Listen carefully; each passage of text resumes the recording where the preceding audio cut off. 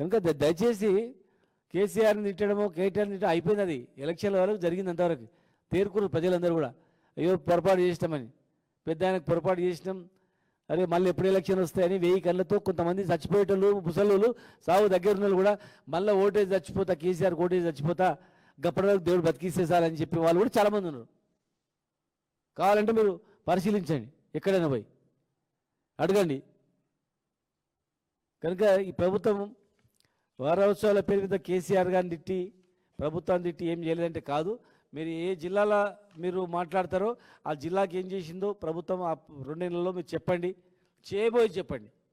మేమేం చేస్తామని కనీసం 2 ఏళ్ళు చేయలేకపోయినాము, ఇవన్నీ ఉన్నాయి, ఇంకా 2 నెలలు చేస్తామని చెప్పండి.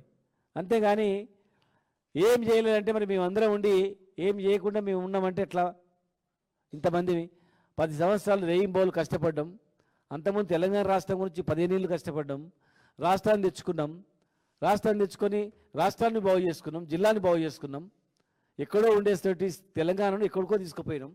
కేసీఆర్ గారి నాయకత్వంలో 27వ స్థానంలో ఉన్నటువంటి వరి పంటను దేశంలో నెంబర్ 1 స్థానం తీసుకుపోయినాం.